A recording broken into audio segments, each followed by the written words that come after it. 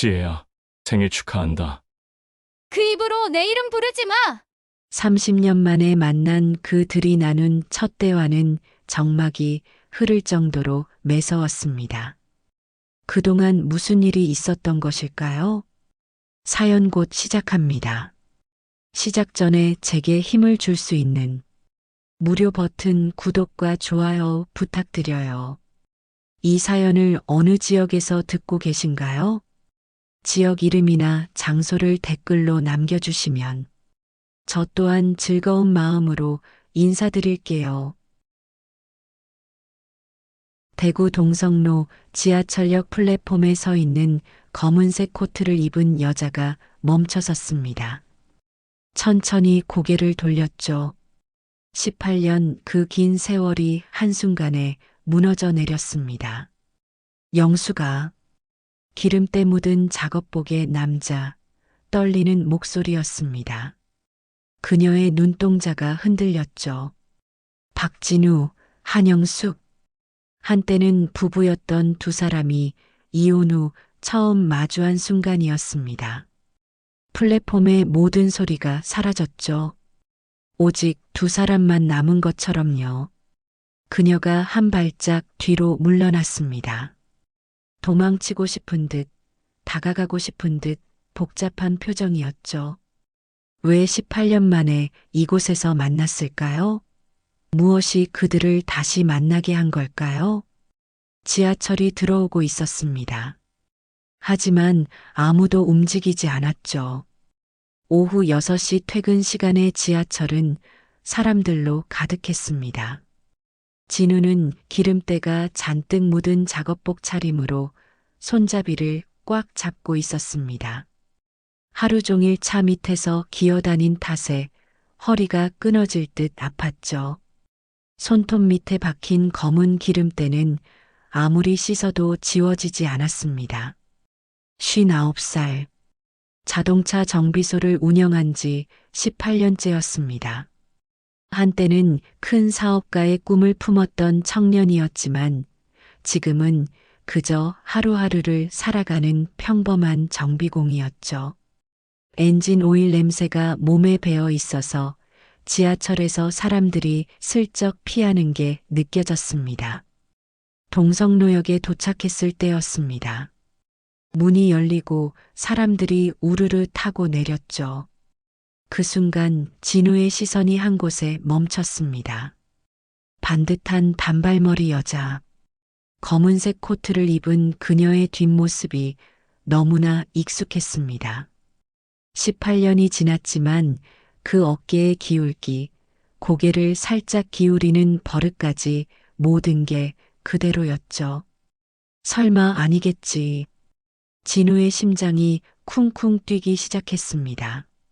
손에 쥔 핸드폰이 미끄러질 뻔했죠.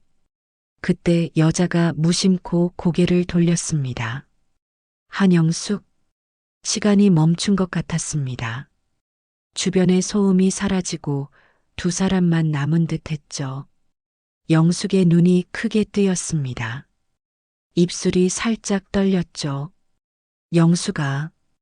겨우 나온 한마디였습니다. 18년 만에 부르는 이름.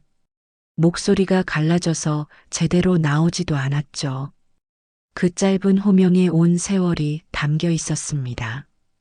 영숙은 진우를 바라보다가 눈을 감았습니다. 그리고 다시 떴죠. 꿈이 아니라는 걸 확인하듯이요. 그녀의 손이 가방 끈을 꽉 쥐었습니다. 관절이 하얗게 드러날 정도로요. 진우 씨. 그녀의 목소리도 떨리고 있었습니다. 얼굴에는 세월의 흔적이 고스란히 남아 있었죠. 한때는 까맣고 윤기나던 머리카락에 흰머리가 섞여 있었습니다. 눈가에는 잔주름이 생겼고요. 하지만 여전히 아름다웠습니다. 진우에게는 말이죠. 여기 왜?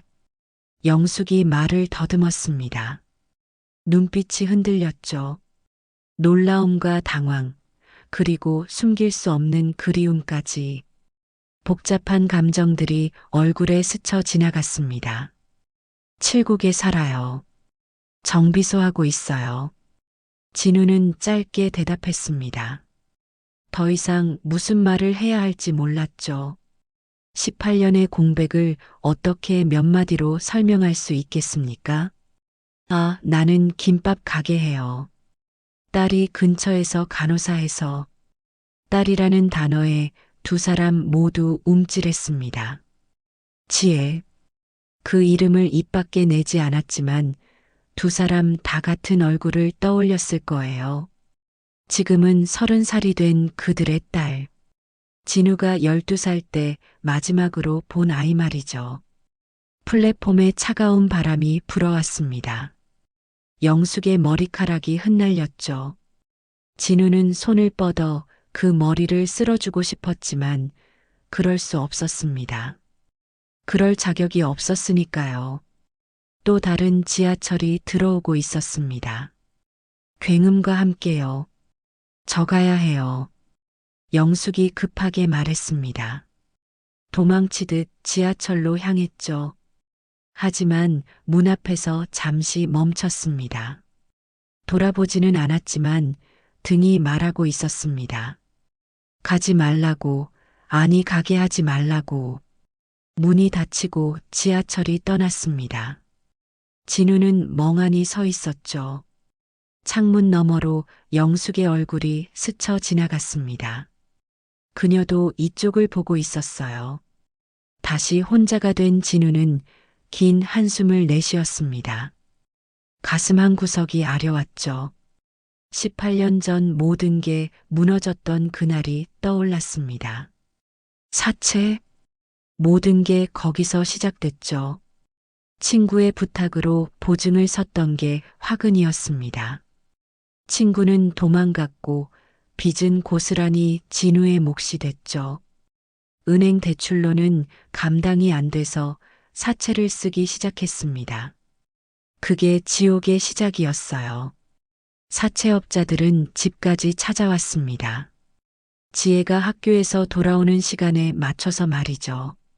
어린 딸이 무서워하는 모습을 보며 진우는 결심했습니다. 가족을 지키려면 자신이 사라져야 한다고요. 그렇게 집을 나왔습니다. 18년간의 결혼 생활이 끝난 순간이었죠. 영숙은 울며 매달렸지만 진우는 차갑게 돌아섰습니다. 그게 가족을 위한 길이라고 믿었으니까요. 18년. 그 긴 세월 동안 진우는 혼자 살았습니다. 빚을 갚는데 12년이 걸렸죠. 그 후엔 작은 정비소를 열어서 근근히 살아갔습니다. 그런데 석 달 전 묘한 일이 생겼습니다. 경산에서 운영하던 정비소 건물주가 재개발을 한다며 나가라고 했죠. 새로운 곳을 찾던 중 대구에 괜찮은 자리가 나왔습니다. 대구라니. 처음엔 망설였습니다. 그곳은 영숙과 지혜가 있는 곳이니까요. 하지만 18년이나 지났고 대구에서 정비소 자리 구하기가 쉽지 않았죠. 무엇보다 임대료가 적당했습니다. 어차피 대구도 넓으니까 마주칠 일은 없겠지. 그렇게 스스로를 설득하며 대구로 왔습니다. 석 달째 별일 없이 지냈죠. 그런데 오늘 이렇게 마주쳤습니다. 가끔 멀리서 지혜를 봤습니다. 중학교 졸업식, 고등학교 입학식, 대학 합격 발표날. 하지만 다가갈 용기는 없었죠. 사채업자들에게 쫓기던 아빠 자격으로 무슨 얼굴로 딸을 만난단 말입니까? 지하철이 칠곡역에 도착했습니다. 진우는 무거운 발걸음으로 내렸죠. 정비소로 돌아가는 길, 영숙의 얼굴이 자꾸 떠올랐습니다. 김밥 가게라고 했나요? 혼자 딸을 키우며 얼마나 고생했을까요? 가슴이 먹먹해졌습니다. 정비소에 도착한 진우는 셔터를 내리고 안으로 들어갔습니다. 어둠 속에서 공구함을 열었죠. 제일 깊은 곳에 숨겨둔 비닐봉지를 꺼냈습니다. 낡은 사진들이 들어 있었어요. 지의 100일 사진, 돌잔치 사진, 그리고 마지막 가족 사진. 행복했던 시절의 흔적들이었죠. 진우는 사진을 한참 바라보다가 다시 봉지에 넣었습니다. 눈가가 촉촉해졌지만 눈물은 흘리지 않았죠. 18년 동안 그래 왔듯이요. 밖에선 저녁 노을이 지고 있었습니다. 진우는 혼자 라면을 끓이며 생각했죠. 다시는 만나지 말자. 그게 모두를 위한 길이야. 하지만 마음 한 구석에선 알고 있었습니다. 오늘의 만남이 끝이 아니라 시작이라는 걸. 18년 동안 꽁꽁 묶어뒀던 감정의 매듭이 풀리기 시작했다는 거요. 창밖으로 대구의 불빛들이 하나둘 켜지기 시작했습니다. 어딘가에는 영숙도 있겠죠. 그리고 지혜도. 진우는 깊은 한숨을 내쉬었습니다. 내일도 평범한 하루가 시작될 거라고, 아무 일 없었다는 듯이 살아갈 거라고 스스로에게 말했죠. 하지만 가슴은 이미 다른 것을 원하고 있었습니다. 새벽 5시, 진우는 늘 그랬듯이 일어났습니다. 어젯밤 지하철에서의 만남이 꿈이었으면 좋겠다고 생각했지만 가슴 한 구석에 남은 먹먹함이 그게 현실이었음을 말해주고 있었죠. 정비소로 향하는 길, 대구의 거리는 아직 잠들어 있었습니다. 가로등 불빛만이 쓸쓸하게 빛나고 있었죠. 진우는 무거운 발걸음으로 셔터 앞에 섰습니다. 철컥, 셔터를 올리는 소리가 고요한 새벽을 깨웠어요. 안으로 들어가 불을 켜고 라디오를 틀었죠. 익숙한 트로트 멜로디가 흘러나왔습니다. 진우는 작업복으로 갈아입고 공구들을 정리하기 시작했습니다. 렌치, 스패너, 드라이버. 18년 동안 함께한 낡은 공구들이었죠. 기름때가 끼어 있었지만 진우에겐 소중한 동료들이었습니다. 문득 공구함 깊은 곳이 눈에 들어왔습니다. 어제 꺼내봤던 가족 사진이 들어있는 곳이죠. 진우는 잠시 망설이다가 손을 뻗었습니다. 비닐봉지를 꺼내 사진을 하나씩 들여다봤어요. 지혜의 100일 사진. 통통한 볼에 환한 웃음을 짓고 있는 아기. 그때 진우는 31였고 세상에서 제일 행복한 아빠였죠. 돌잔치 사진. 한복을 입은 지혜가 돌잡이로 연필을 잡았을 때 영숙과 함께 박수를 치며 웃던 기억이 났습니다. 우리 딸 공부 잘하겠네. 그때 영숙이 했던 말이 아직도 귓가에 맴돌았습니다. 마지막 가족 사진. 지혜가 초등학교에 입학하던 해 봄에 찍은 사진이었죠. 벚꽃나무 아래 셋이 환하게 웃고 있었습니다. 그로부터 6년 후 모든 게 무너졌죠. 진우는 사진을 다시 넣고 한숨을 내쉬었습니다. 과거에 빠져 있을 시간은 없었죠. 오늘도 살아가야 했으니까요. 한편 같은 시각, 영숙도 일어나 있었습니다. 새벽 4시부터 김밥을 준비해야 했거든요. 작은 김밥 가게지만 손님들이 꽤 있었습니다. 사장님, 김밥이 제일 맛있어요. 라는 말을 들을 때마다 뿌듯했죠. 하지만 어제부터 마음이 복잡했습니다. 진우를 만난 후로 잠을 제대로 못 잤죠. 천장만 바라보다가 새벽이 된 거예요. 왜 하필 대구에? 영숙은 중얼거리며 단무지를 썰었습니다. 칼질을 하는 손이 떨렸죠. 18년 동안 잊고 살았다고 생각했는데 그게 아니었나 봅니다. 김밥을 말면서도 계란을 부치면서도 진우 생각이 났어요. 많이 늙었더군요. 한때는 당당하고 자신감 넘치던 남자였는데 어제 본 진우는 지친 중년 남자였습니다. 나도 마찬가지겠지. 영숙은 쓴웃음을 지었습니다. 거울에 비친 자신의 모습이 낯설었죠. 57살. 혼자 딸을 키우며 살아온 세월이 얼굴에 고스란히 드러나 있었습니다. 가게 문을 연 건 오전 8시였습니다. 영숙은 진열대에 김밥들을 하나씩 올려놓았죠. 참치김밥, 불고기김밥, 단무지김밥, 계란김밥. 어서 오세요. 첫 손님이 들어왔습니다. 동네 아주머니였죠. 사장님, 오늘도 일찍 나오셨네요. 네, 뭐 일찍 일어나는 게 습관이 돼서요. 영숙은 억지로 미소를 지으며 대답했습니다. 하지만 마음은 여전히 어수선했죠. 오전이 지나고 점심시간이 가까워졌을 때였습니다. 영숙은 가게 밖으로 나와 잠시 바람을 쐬었죠. 그런데 길 건너편에 정비소가 보였습니다. 박진우 자동차 정비소라는 간판이 선명했죠. 영숙의 가슴이 쿵 내려앉았습니다.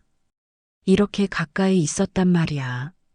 석 달 동안 몰랐던 게 신기할 정도였습니다. 아마 서로 다른 시간대에 움직였기 때문이겠죠. 영숙은 한참을 정비소를 바라보다가 가게로 들어갔습니다. 하지만 마음은 계속 그곳에 가 있었죠. 며칠이 지났습니다. 진우와 영숙은 서로를 의식하며 조심스럽게 생활했죠. 일부러 다른 길로 다니고 시선이 마주치지 않으려 애썼습니다. 하지만 동네가 좁다 보니 자꾸 마주쳤어요. 편의점에서, 버스 정류장에서, 시장에서. 그럴 때마다 어색하게 고개만 끄덕이고 지나갔죠. 그러던 어느 날이었습니다. 영숙은 차를 몰고 가다가 이상한 소리를 들었어요. 덜컹덜컹하는 소리가 계속 났죠. 어디 고장 났나? 마침 정비소 앞을 지나고 있었습니다. 영숙은 잠시 망설이다가 차를 세웠죠. 다른 정비소를 찾아가는 게 맞겠지만 왠지 발걸음이 진우의 정비소로 향했습니다. 어서 오세. 아. 진우가 영숙을 보고 멈칫했습니다. 작업복에 기름때가 묻어 있었고 이마엔 땀이 맺혀 있었죠. 차에서 이상한 소리가 나서요. 영숙은 최대한 무덤덤하게 말했습니다. 하지만 목소리가 떨리는 걸 숨길 수는 없었죠. 진우는 잠시 영숙을 바라보다가 고개를 끄덕였습니다. 한번 봐드릴게요. 차 보닛을 열고 이것저것 살펴보는 진우. 영숙은 멀찍이 서서 그 모습을 지켜봤습니다. 예전과 똑같은 진지한 표정이었죠. 일할 때만큼은 누구보다 성실했던 사람. 별 이상은 없는 것 같은데요. 좀 더 타보시고 소리가 계속 나면 다시 오세요. 진우는 보닛을 닫으며 말했습니다. 사실 처음부터 아무 이상이 없다는 걸 알고 있었죠. 영숙도 마찬가지였고요. 얼마예요? 됐어요. 그냥 보기만 한 건데요. 그래도 정말 괜찮아요. 두 사람은 어색하게 서 있었습니다. 할 말은 많은데 어디서부터 시작해야 할지 몰랐죠. 그동안 잘 지냈어요? 진우가 먼저 입을 열었습니다. 그냥 사는 거죠. 영숙의 대답은 짧았지만 그 안에 18년의 세월이 담겨 있었습니다.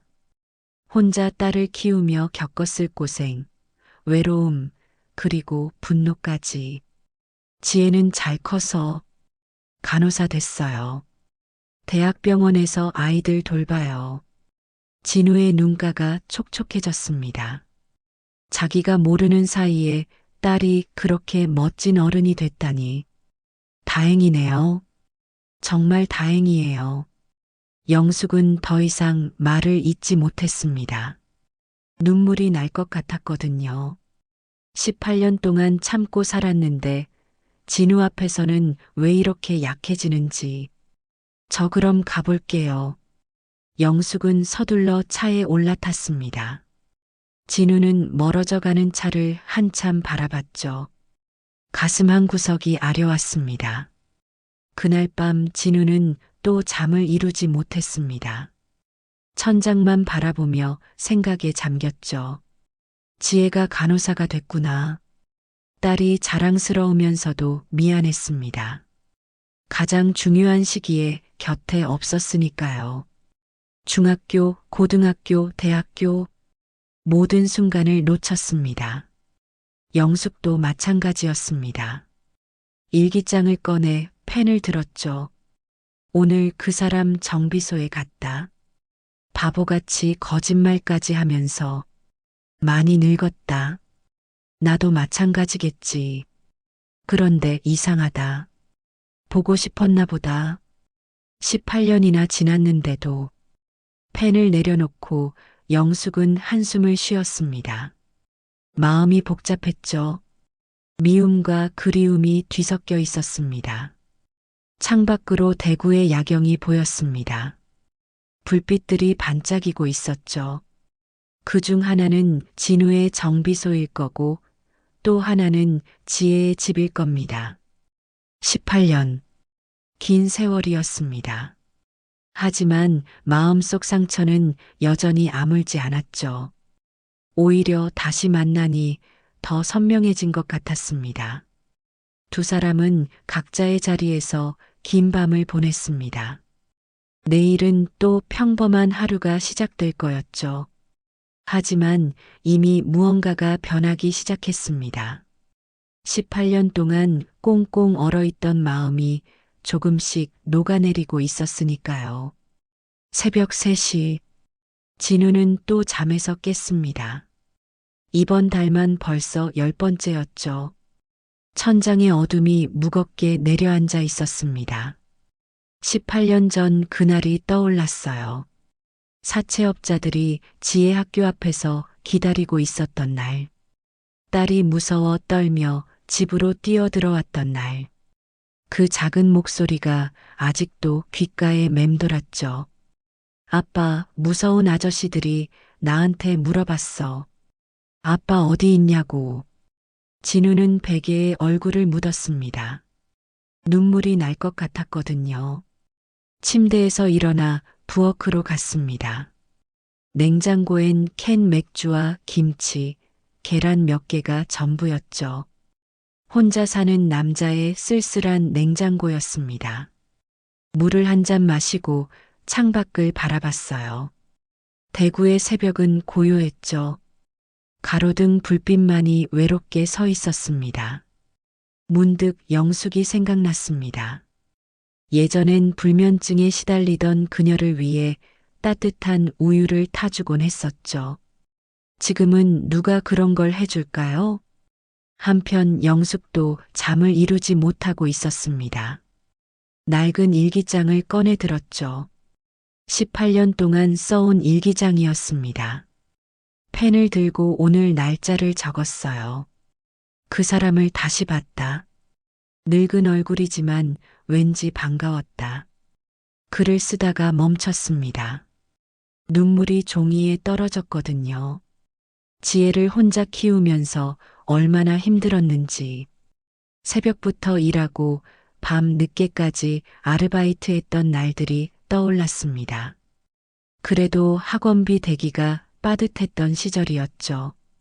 영숙은 일기장을 덮었습니다. 과거를 떠올리면 가슴이 아팠거든요. 다음 날 점심시간이었습니다. 영숙은 혼자 밥을 먹다가 문득 생각이 났죠. 진우는 제대로 먹고 있을까? 정비소에서 일하느라 끼니를 거르진 않을까? 고개를 저었지만 손은 이미 도시락을 싸고 있었습니다. 김치찌개, 계란말이, 멸치볶음. 진우가 좋아하던 반찬들이었죠. 정비소 앞에서 한참을 망설였습니다. 들어갈까 말까? 그때 안에서 진우가 나왔죠. 점심을 사러 나가는 모양이었습니다. 두 사람의 시선이 마주쳤습니다. 진우의 눈이 크게 뜨였죠. 혼자 사는 사람은 밥을 제대로 챙겨 먹어야죠. 영숙이 도시락을 내밀었습니다. 얼굴이 빨개졌죠. 마치 처음 만났을 때처럼요. 진우는 도시락을 받아들며 눈가가 촉촉해졌습니다. 단순히 도시락 때문만은 아니었죠. 18년 만에 받는 영숙의 손길이었으니까요. 정비소 안으로 들어가 어색하게 마주 앉았습니다. 진우가 도시락을 열자 김치찌개 냄새가 퍼졌죠. 열심히 먹는 모습이 애처로워 보였습니다. 영숙은 왠지 가슴이 뭉클했죠. 옛날처럼 천천히 먹으라고 말하고 싶었지만 입이 떨어지지 않았습니다.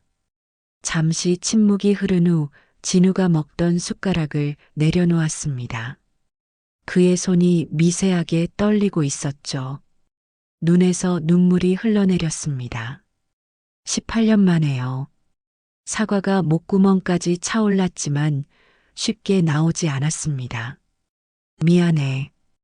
겨우 두 글자가 나왔습니다. 그 짧은 말에 18년의 후회가 담겨 있었죠. 영숙도 입술을 깨물며 눈물을 참았습니다. 왜 이제야 하는 말인지, 그동안 얼마나 듣고 싶었는지, 복잡한 감정이 가슴을 짓눌렀어요. 진우는 고개를 숙인 채 낡은 통장 여러 개를 꺼냈습니다. 떨리는 손으로 테이블 위에 올려놓았죠. 영숙이 통장을 펼쳐보니 매달 조금씩 들어간 돈이 쌓여 있었습니다. 많은 돈은 아니었지만 18년간의 마음이 고스란히 담겨 있었죠. 진우는 왜 보내지 않았냐는 영숙의 물음에 고개를 들지 못했습니다. 자격이 없다고 생각했다고, 사채업자한테 쫓기던 못난 남편이 무슨 자격이 있겠냐고 속으로만 되뇌었죠. 변명처럼 들릴까봐 입 밖으로 꺼내지 못했습니다. 그때였습니다. 정비소 문이 거칠게 열렸습니다. 지혜가 서 있었죠. 퇴근 후 혼자 찾아온 것이었습니다. 얼굴엔 분노가 가득했어요. 뭐 하는 거예요, 엄마? 차가운 목소리였습니다. 영숙이 놀라 일어섰죠. 지혜야. 진우를 노려보며 다가왔습니다. 18년 동안 쌓인 감정이 폭발하기 직전이었죠. 진우도 딸을 보고 얼어붙었습니다. 12살의 어린 지혜가 아니었죠. 30살의 성인이 된 딸이 분노에 찬 눈으로 자신을 바라보고 있었습니다. 지혜의 입에서 18년의 한이 쏟아져 나왔습니다. 엄마가 새벽부터 일하고 밤에는 편의점 알바까지 했던 것, 학원비가 없어서 혼자 공부했던 것, 친구들 앞에서 아빠 없다고 거짓말했던 것, 모든 상처가 날 것 그대로 드러났죠. 가장 아픈 건 사채업자들이 학교까지 찾아왔던 일이었습니다. 친구들이 다 보는 앞에서 너희 아빠 어디 있니? 라고 소리쳤던 그날. 지혜는 그 창피함과 두려움을 평생 잊을 수 없었죠. 진우는 아무 말도 하지 못했습니다. 변명조차 할 수 없었죠. 딸의 말 한마디 한마디가 칼처럼 가슴을 도려냈습니다. 고개를 들 수조차 없었어요. 영숙도 눈물을 흘리며 딸을 말렸지만 지혜는 멈추지 않았습니다. 18년 동안 참아왔던 말들이 폭포처럼 터져 나왔거든요. 지금 와서 뭐해요? 미안하다고 하면 다 용서되는 거예요? 지혜의 목소리가 떨렸습니다. 분노인지 슬픔인지 구분할 수 없었죠. 진우는 무릎을 꿇었습니다. 딸 앞에서 처음으로 무너졌죠. 하지만 지혜는 차갑게 돌아섰습니다. 엄마, 정신 차려요. 또 속을 거예요. 문을 박차고 나가는 지혜. 영숙은 딸을 쫓아나갔습니다. 정비소엔 진우 혼자 남았죠. 무릎을 꿇은 채로요. 그날 밤 영숙의 집에서 모녀의 대화가 이어졌습니다. 지혜는 엄마가 이해되지 않았죠. 그 사람이 떠난 후 어떻게 살았는지, 누구보다 잘 아는 사람이 왜 다시 그를 받아들이려 하는지. 영숙은 딸에게 그동안 숨겨왔던 이야기를 털어놓았습니다. 진우가 떠난 후 집도 날렸다는 것, 보증금도 못 건지고 쫓겨났다는 것, 지혜가 아플 때 병원비가 없어서 밤새 울었던 것. 하지만 그럼에도 불구하고 한 번만이라도 연락이 왔으면 좋겠다고 생각했던 마음. 살아있다는 것만이라도 알고 싶었던 절박함. 영숙의 고백에 지혜도 울음을 터뜨렸습니다. 그래도 엄마 또 아플까봐 무서워요. 딸의 걱정이 가슴에 박혔습니다. 영숙도 흔들렸죠. 맞아. 내가 뭘 기대한 거지? 18년이면 충분히 긴 시간인데 왜 다시 시작하려고 하는 걸까? 다음 날부터 진우와 영숙은 다시 거리를 두기 시작했습니다. 지혜의 분노가 두 사람 사이에 차가운 벽을 세웠죠. 진우는 도시락을 돌려보내려 했지만 그럴 수도 없었습니다. 영숙도 더 이상 정비소를 찾지 않았죠. 일주일이 지났습니다. 진우는 매일 정비소 문을 열면서도 영숙이 오지 않을 걸 알고 있었죠. 당연한 일이었습니다. 지혜의 말이 맞았으니까요. 18년의 상처는 미안하다는 말 한마디로 치유될 수 없었습니다. 영숙도 마찬가지였습니다.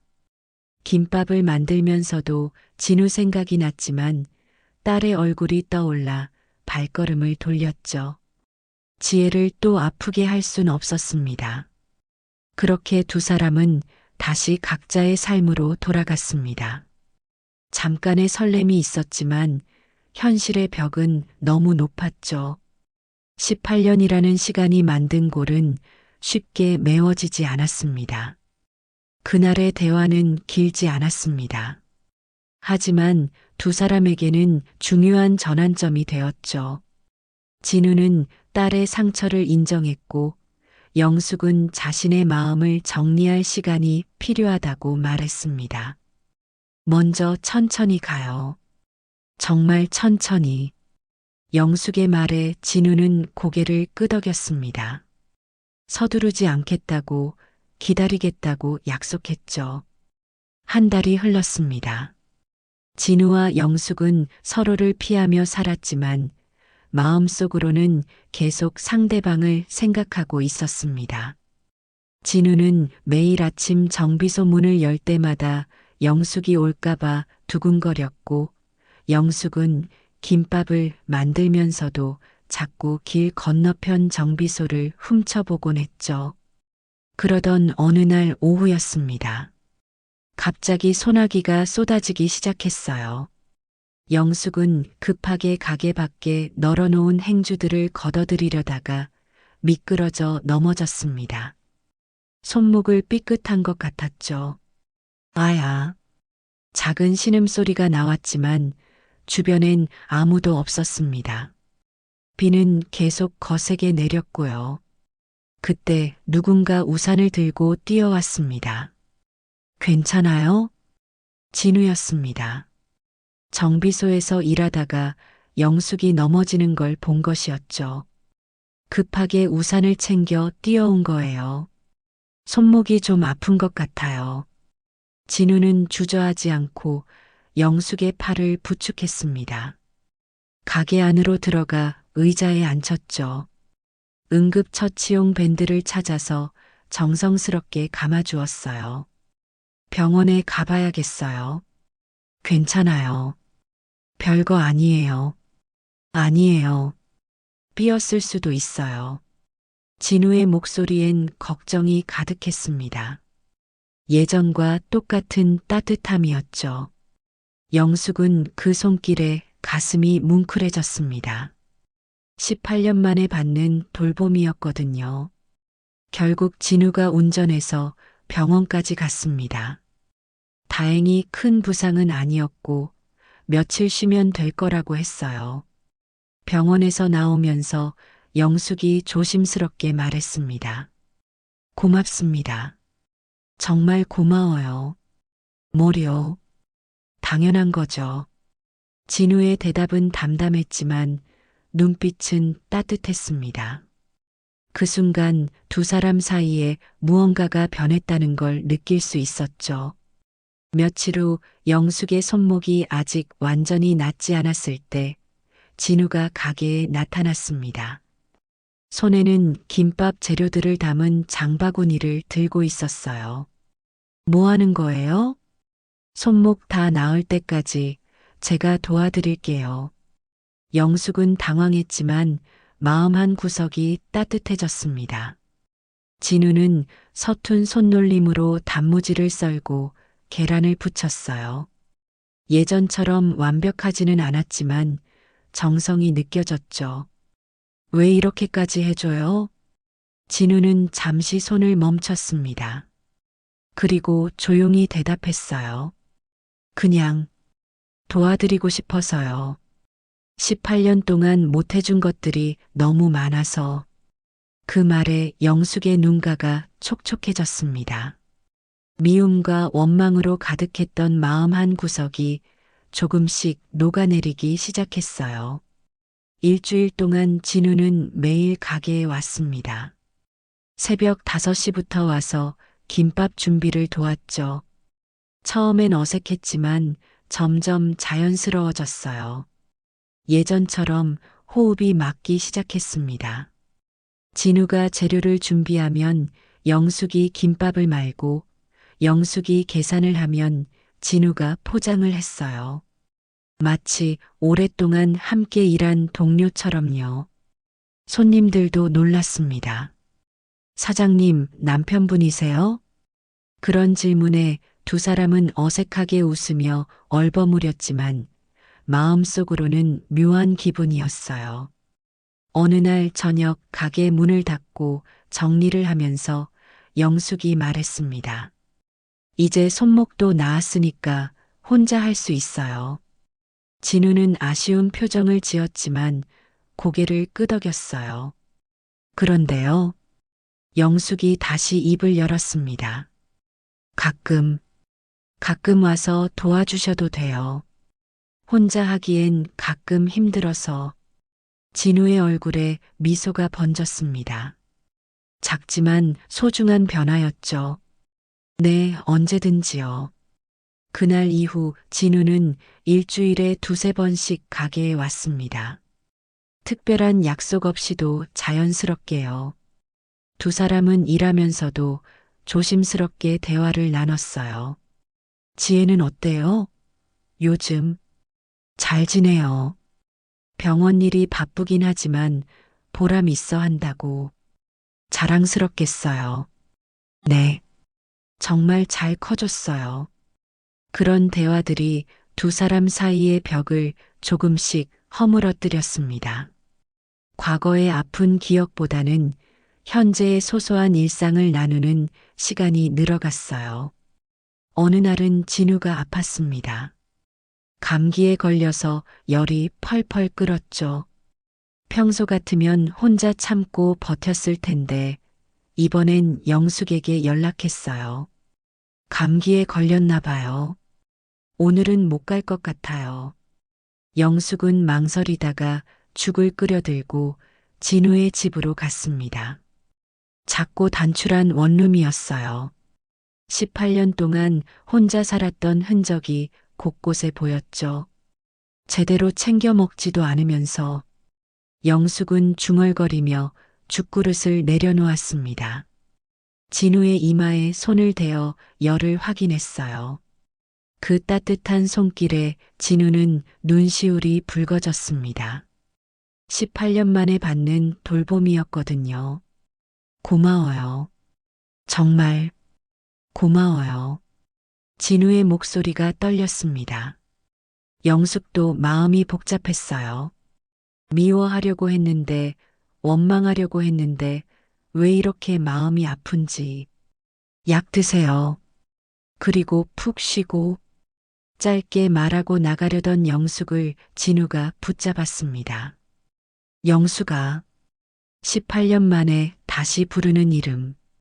예전처럼 자연스럽게 나온 호칭이었어요. 정말 미안해. 그때 정말 미안해. 이번엔 진심이 담긴 사과였습니다. 진우의 눈에서 눈물이 흘러내렸어요. 영숙도 참았던 눈물을 흘렸습니다. 나도 미안해요. 원망만 하고 살았어요. 두 사람은 그렇게 서로에게 처음으로 진심 어린 사과를 했습니다. 18년이 걸린 화해의 시작이었죠. 그날 이후 두 사람의 관계는 또 한 번 변했습니다. 더 이상 과거의 상처만 붙잡고 있지 않게 된 거예요. 조심스럽지만 새로운 관계를 만들어가기 시작했습니다.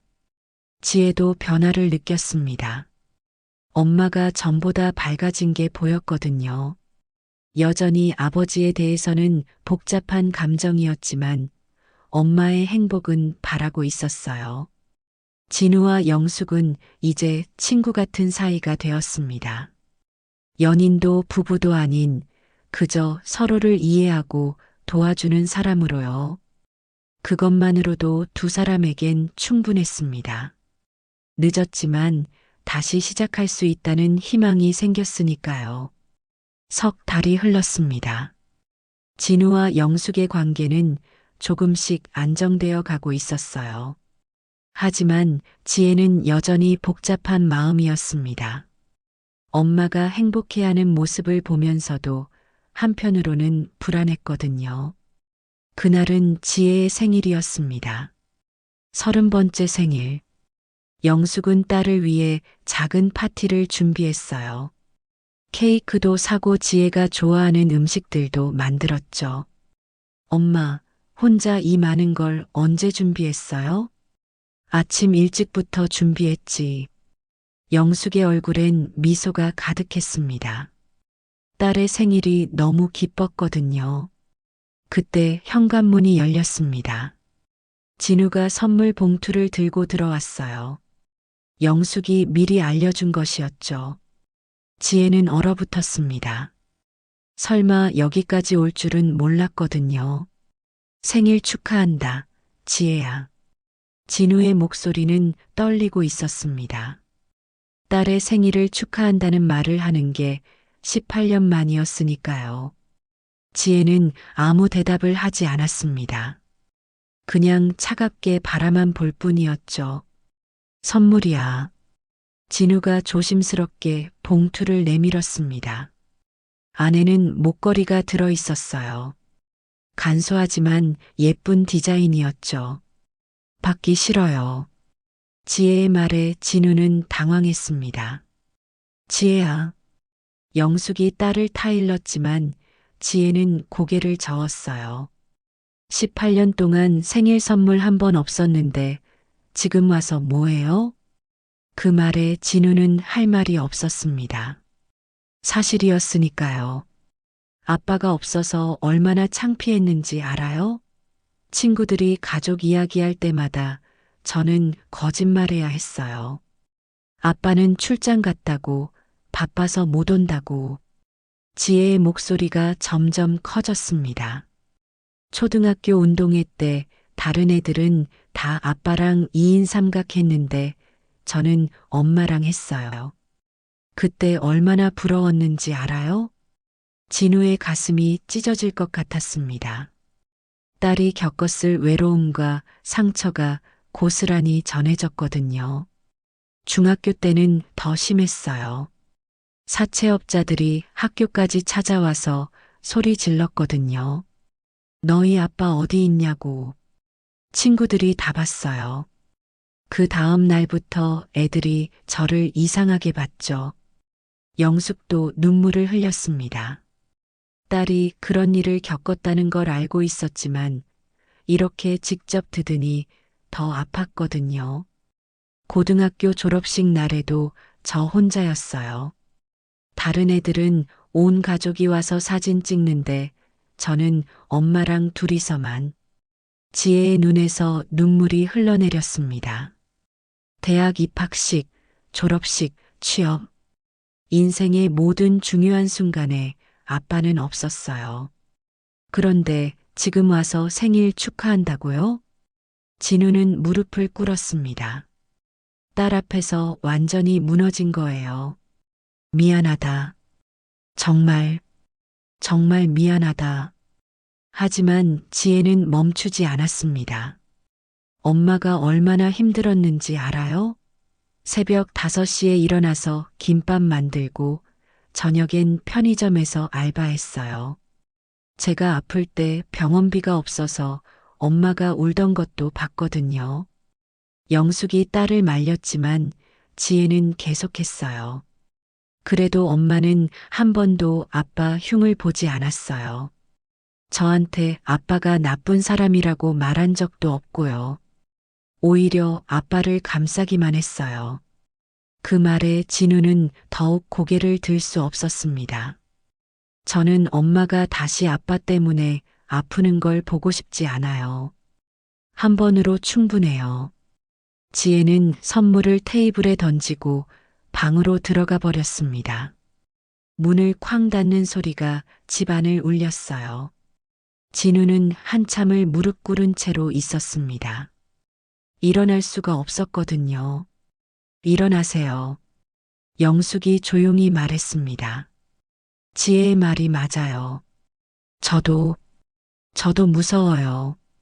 영숙의 고백에 진우는 놀랐습니다.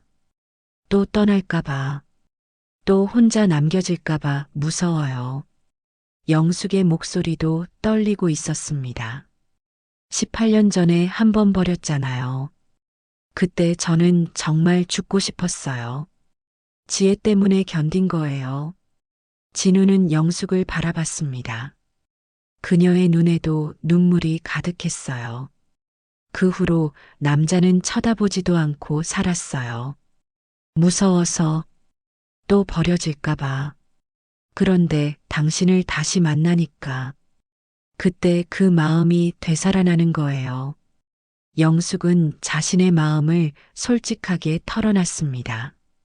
사랑하고 싶어요. 다시 의지하고 싶고 함께 살고 싶어요. 하지만 또 떠나면 어떡해요? 이번엔 정말 못 견딜 것 같아요. 진우는 영숙의 손을 잡았습니다. 안 떠나요. 절대 안 떠나요. 그렇게 쉽게 말하지 마세요. 18년 전에도 그렇게 말했어요. 끝까지 함께 하자고. 영숙의 말이 날카로웠습니다. 그때와는 달라요. 이젠 도망갈 곳도 없고 숨을 이유도 없어요. 빚도 다 갚았고요. 진우는 간절히 말했습니다. 그럼 증명해 보세요. 말로만 하지 말고. 무엇을 어떻게요? 시간을 주세요. 저한테도 지혜한테도 당신이 정말 변했다는 걸 보여주세요. 영숙의 말에 진우는 고개를 끄덕였습니다. 얼마든지 기다릴게요.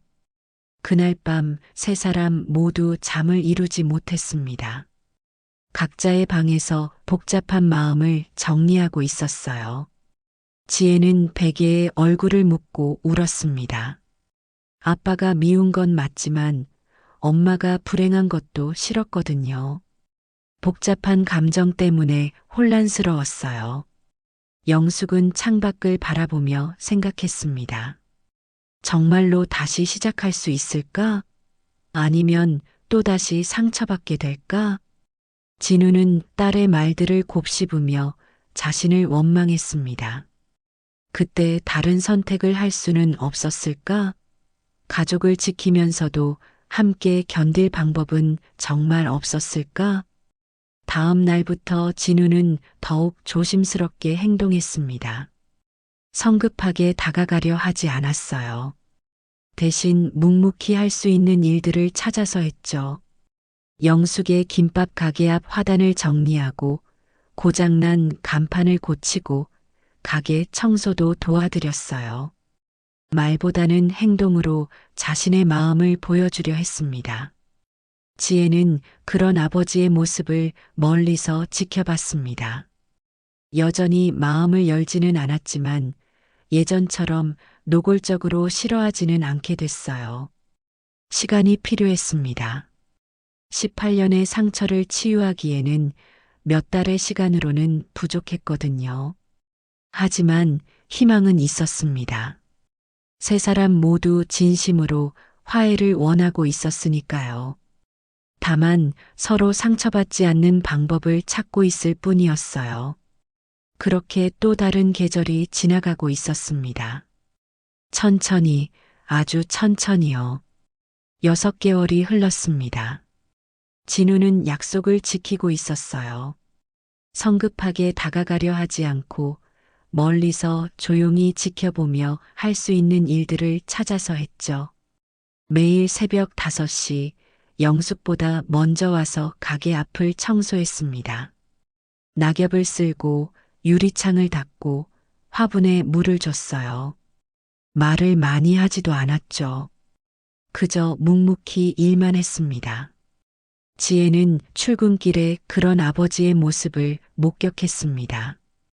처음엔 못 본 척 지나갔지만 매일 똑같은 시간에 똑같은 일을 하는 걸 보며 조금씩 마음이 움직이기 시작했어요.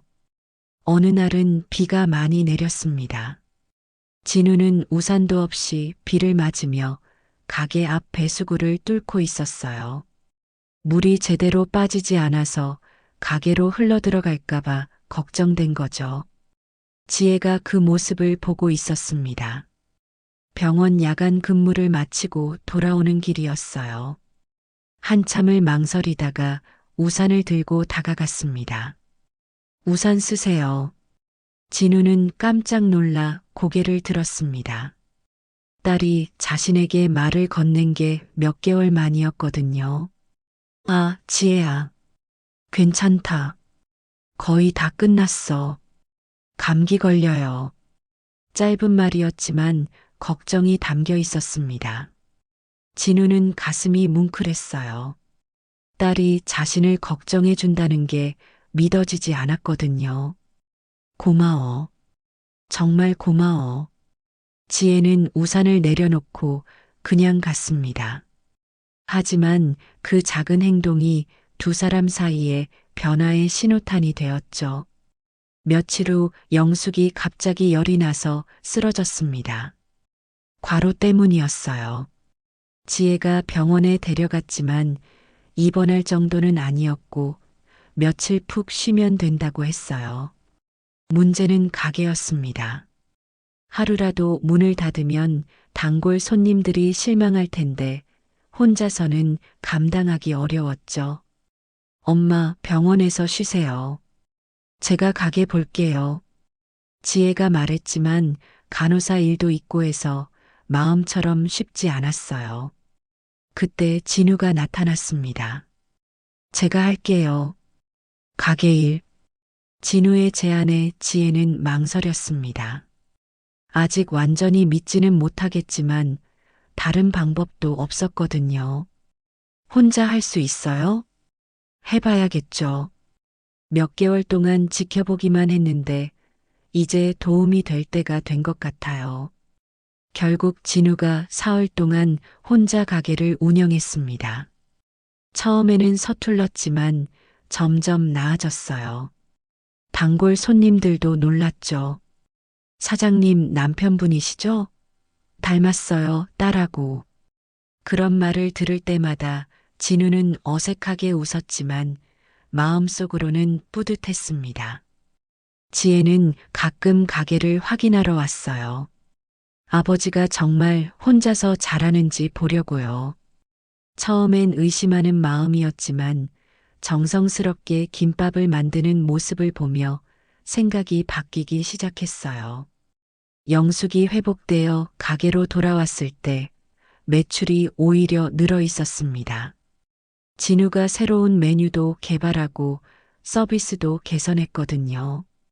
정말 잘했네요. 영숙의 칭찬에 진우는 수줍게 웃었어요. 이제 좀 도움이 되는 것 같아요. 그날 저녁 지혜가 집에 왔을 때 분위기가 많이 달라져 있었습니다. 진우와 영숙이 자연스럽게 대화를 나누고 있었고 예전처럼 어색하지 않았어요. 아빠, 지혜가 처음으로 그 호칭을 불렀습니다. 진우는 놀라 고개를 돌렸죠. 고마워요. 엄마 아플 때 도와줘서. 진우의 눈가가 촉촉해졌습니다. 18년 만에 딸에게서 듣는 고맙다는 말이었거든요. 당연한 거야. 가족이니까. 가족. 그 단어에 세 사람 모두 잠시 멈췄습니다. 오랫동안 잊고 살았던 단어였으니까요. 그 후로 지혜의 태도가 조금씩 변했습니다. 여전히 경계는 하고 있었지만 노골적인 적대감은 사라졌어요. 가끔 진우와 간단한 대화도 나누게 됐죠. 어느 일요일 오후였습니다. 지혜가 갑자기 제안했어요. 날씨 좋은데 공원이나 걸을까요? 세 명이 같이. 진우와 영숙은 깜짝 놀랐습니다. 지혜가 먼저 함께 시간을 보내자고 한 건 처음이었거든요. 앞산공원으로 갔습니다. 벚꽃이 만개한 아름다운 봄날이었어요. 세 사람은 나란히 걸었죠. 마치 평범한 가족처럼요. 지혜가 먼저 입을 열었습니다. 사실 많이 원망했어요. 왜 저만 아빠 없이 자라야 하나 싶어서. 진우는 아무 말 하지 않고 들었어요. 그런데 이번에 엄마가 아플 때 보니까 아빠도 많이 바뀌신 것 같아요. 지혜의 말에 진우는 가슴이 뭉클했습니다. 완전히 용서하는 건 아니에요. 시간이 더 필요해요. 하지만 노력하는 모습은 보여요. 그 말만으로도 진우에게는 충분했습니다. 딸이 마음의 문을 조금이라도 열어준 거니까요. 공원 벤치에 앉아서 아이스크림을 먹으며 이야기를 나눴어요. 무거운 주제는 피하고 일상적인 얘기들을 했죠. 서로를 알아가는 시간이었습니다.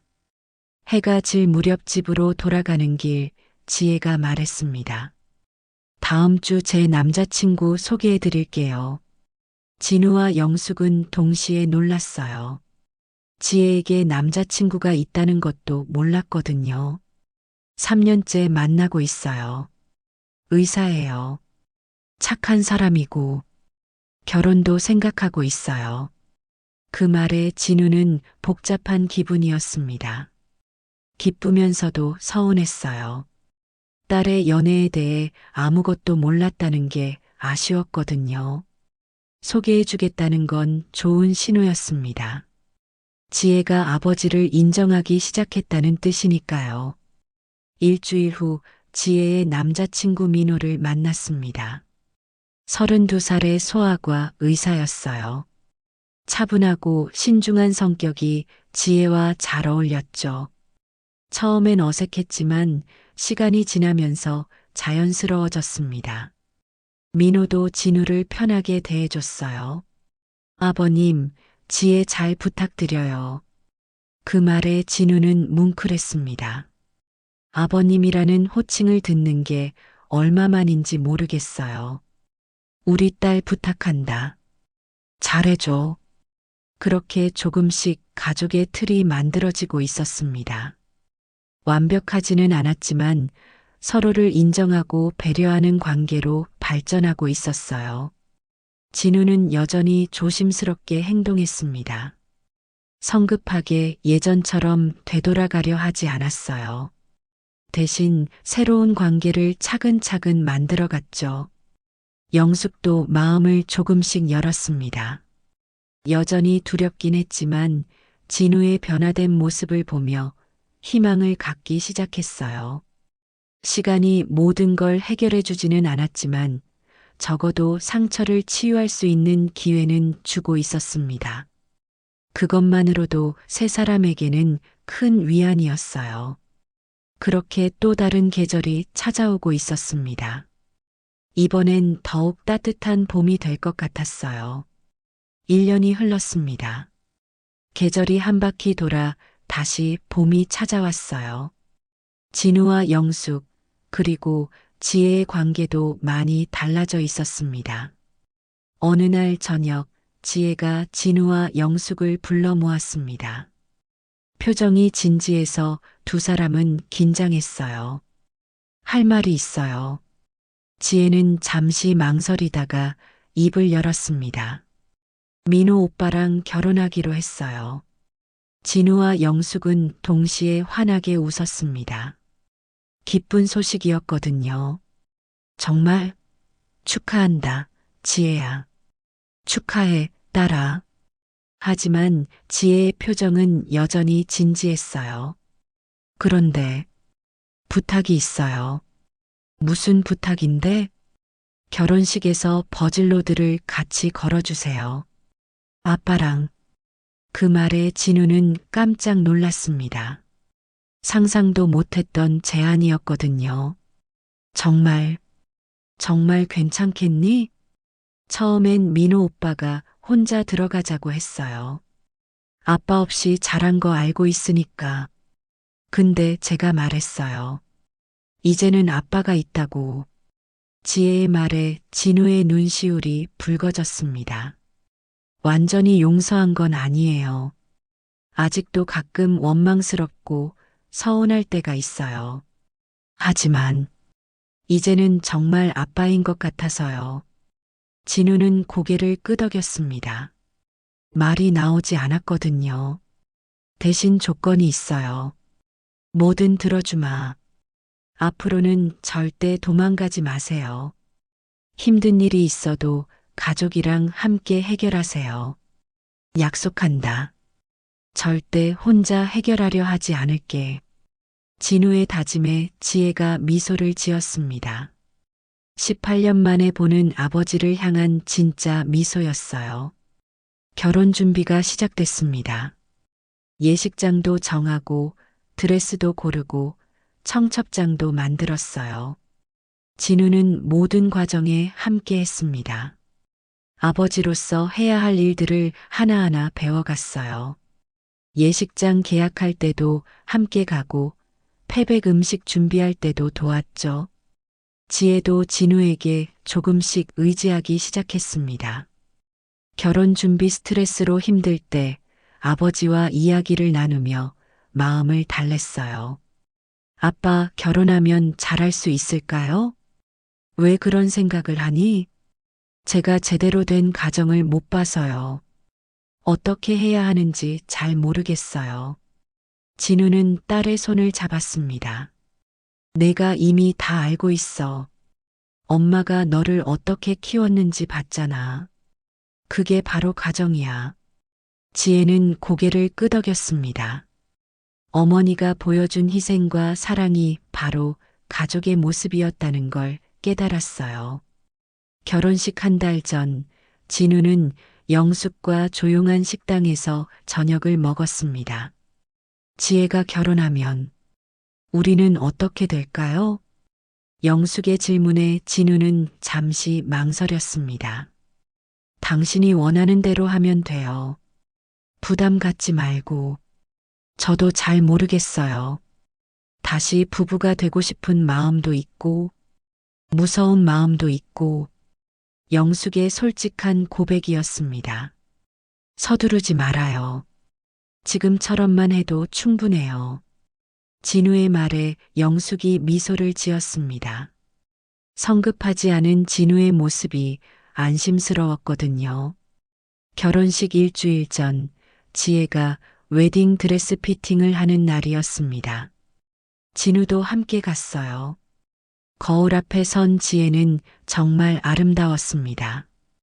어느새 이렇게 예쁜 신부가 됐나 싶어서 진우는 눈물이 났어요. 어때요, 아빠? 예쁘다. 정말 예뻐. 지혜가 진우의 팔짱을 끼며 말했습니다. 버질로드 연습해봐요. 두 사람은 드레스숍에서 조심스럽게 걸어봤어요. 처음엔 어색했지만 점점 자연스러워졌습니다. 이렇게 걸으면 되나? 네, 좋아요.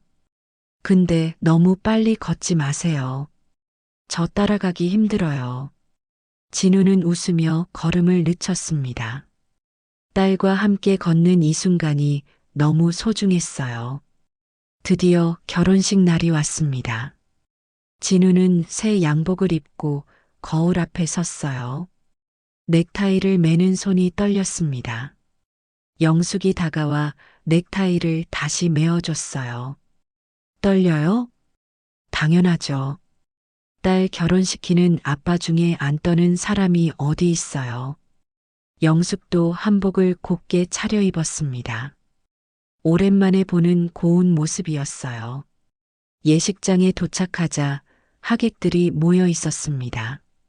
진우를 처음 보는 사람들이 많았어요. 지혜의 친구들도 신기한 듯 쳐다봤죠. 드디어 신부 대기실에서 지혜가 나왔습니다. 웨딩 드레스를 입은 모습이 천사 같았어요. 아빠 준비됐어요? 그럼 우리 딸 예쁘게 보내드리죠. 음악이 시작되고 하객들이 모두 일어섰습니다. 진우와 지혜가 팔짱을 끼고 천천히 걸어 들어갔어요. 버질로드를 걸으며 진우는 많은 생각이 들었습니다. 놓쳤던 18년의 시간들, 딸의 성장 과정, 그리고 오늘 이 순간까지의 여정.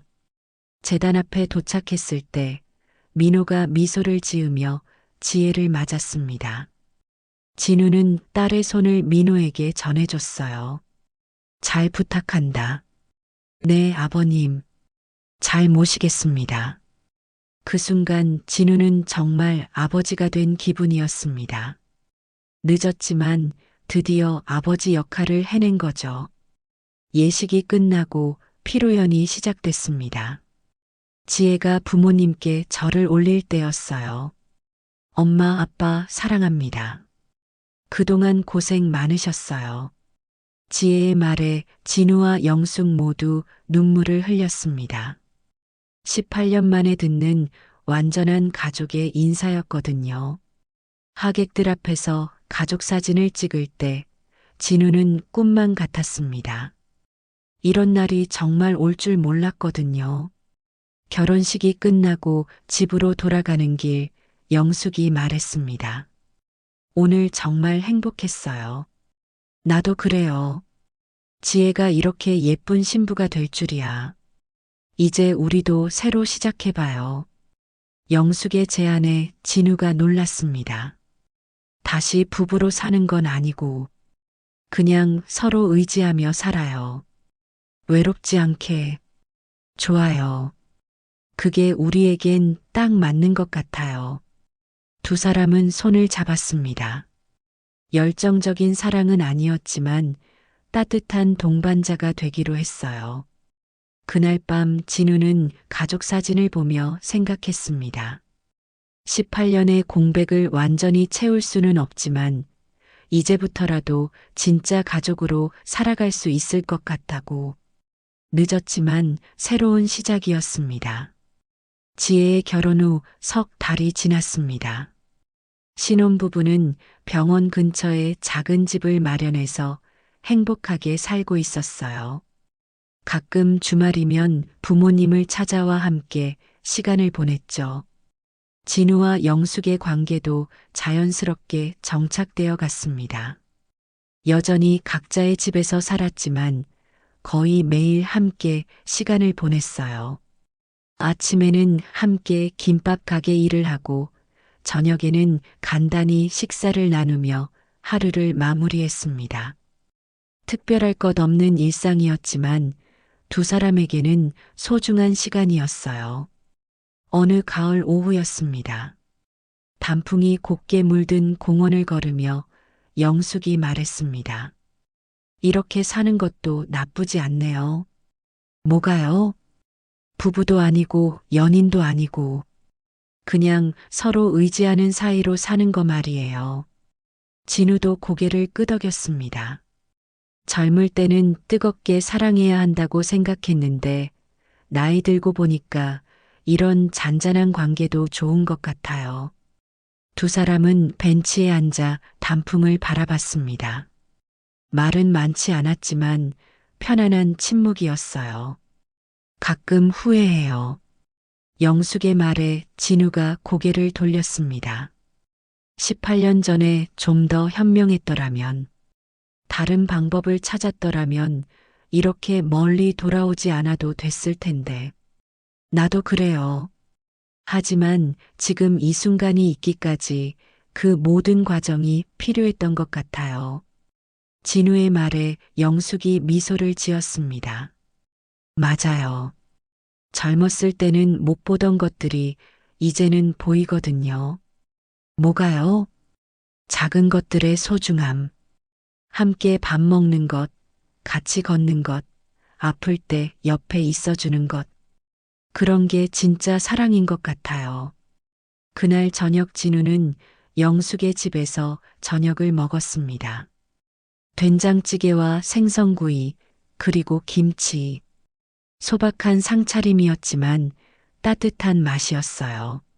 맛있어요. 진우의 말에 영숙이 뿌듯해했습니다. 지혜가 어렸을 때 가장 좋아했던 메뉴예요. 우리 딸이 입맛이 좋았군요. 우리 딸. 그 표현이 자연스러워진 게 언제부터인지 모르겠네요. 식사를 마치고 설거지를 함께 했습니다. 진우가 설거지를 하고 영숙이 닦아서 정리했어요. 오랜 부부처럼 척척 맞아떨어졌죠. 그때 지혜에게서 전화가 왔습니다. 엄마, 내일 병원 검진 받으러 가는데 같이 가줄 수 있어요? 무슨 검진인데? 산부인가요? 그 말에 영숙과 진우는 동시에 눈이 커졌습니다. 혹시? 네, 맞아요. 임신한 것 같아요. 진우와 영숙은 서로를 바라보며 환하게 웃었습니다. 할머니, 할아버지가 되는 거였어요. 다음 날 세 사람이 함께 병원에 갔습니다. 검사 결과 지혜는 임신 6주 차였어요. 축하합니다. 건강한 아기예요. 의사의 말에 모두가 기뻐했습니다. 진우는 처음으로 할아버지가 되는 기쁨을 느꼈어요. 아빠도 할아버지가 되시네요. 지혜의 말에 진우는 가슴이 뭉클했습니다. 손자 또는 손녀와는 처음부터 함께할 수 있을 거였거든요. 병원에서 나오는 길, 영숙이 조심스럽게 말했습니다. 이제 정말 가족이 된 것 같아요. 맞아요. 이제 우리가 도와줄 일이 더 많아질 것 같은데요. 진우도 동의했습니다. 곧 태어날 아이를 위해 할 일이 많을 거였어요. 몇 달이 지나 지혜의 배가 부르기 시작했을 때 진우와 영숙은 더욱 바빠졌습니다. 아이 용품도 준비하고 지혜 돌보는 일도 도왔어요. 어느 일요일 오후 네 사람이 함께 아기 용품을 사러 갔습니다. 유모차를 고르고 아기 옷도 골랐어요. 할아버지가 고르시는 걸로 할게요. 지혜의 말에 진우가 신중하게 유모차를 골랐습니다. 안전하고 편리한 것으로요. 쇼핑을 마치고 집으로 돌아가는 길, 민호가 말했습니다. 아버님, 어머님 덕분에 마음이 든든해요. 뭐려? 당연한 거죠. 진우의 대답에 모두가 웃었습니다. 그렇게 시간이 흘러 지혜가 출산할 때가 되었습니다. 진우와 영숙은 병원 복도에서 밤새 기다렸어요. 새벽 5시 드디어 아기가 태어났습니다. 건강한 남자아이였어요. 할아버지, 할머니 들어오세요. 간호사의 안내로 신생아실에 들어간 진우와 영숙. 작은 아기가 평화롭게 잠들어 있었어요. 진우는 눈물이 났습니다. 처음으로 손자를 보는 순간이었거든요. 지혜를 키울 때는 못 해봤는데 이번엔 처음부터 함께할 수 있겠네요. 영숙의 말에 진우가 고개를 끄덕였습니다. 이제 정말 할아버지가 됐네요. 네, 멋진 할아버지가 되겠어요. 아기 이름은 준이라고 지었습니다. 준석이의 준자를 따온 거였어요. 지혜가 아버지를 기념하고 싶어서 제안한 이름이었죠. 진우는 그 이름을 들었을 때 너무 감동해서 말을 못했어요. 일주일 후 지혜와 아기가 퇴원했습니다. 진우와 영숙은 신생아 돌보는 법을 배우며 바쁘게 지냈어요. 아기가 울면 번갈아 가며 달래고 기저귀도 갈아주고 분유도 타서 먹였죠. 힘들었지만 행복한 시간이었어요. 어느 저녁 아기를 재우고 네 사람이 조용히 차를 마시고 있었습니다. 이런 게 가족이구나 싶어요. 지혜의 말에 모두가 공감했습니다. 18년 늦었지만 이제야 진짜 가족이 된 것 같아요. 진우의 말에 영숙이 손을 잡아줬습니다. 늦었다고 생각하지 마세요. 지금이 시작이에요. 창밖으로 봄비가 내리고 있었습니다. 새로운 생명과 함께 찾아온 봄이었어요. 진우는 창을 바라보며 생각했습니다. 인생의 늦은 봄이지만 이제야 진정한 행복을 찾은 것 같다고. 열정적인 사랑은 아니었지만 깊고 성숙한 사랑이었습니다. 서로를 이해하고 배려하며 가족을 위해 함께하는 사랑이었어요. 진우와 영숙은 연인이 아닌 동반자로 부부가 아닌 가족으로 함께하기로 했습니다. 그것이 그들에게 가장 어울리는 사랑의 방식이었어요. 손자 준이가 자라며 웃음소리를 내기 시작했을 때 진우는 이런 행복이 있는 줄 몰랐다고 생각했습니다. 놓쳤던 시간을 되돌릴 수는 없지만 앞으로의 시간은 가족과 함께 소중히 만들어 갈 수 있을 거였어요. 그렇게 진우와 영숙의 늦은 봄이 시작됐습니다. 화려하지 않지만 따뜻하고 뜨겁지 않지만 깊은 사랑으로 채워진 새로운 인생이었습니다.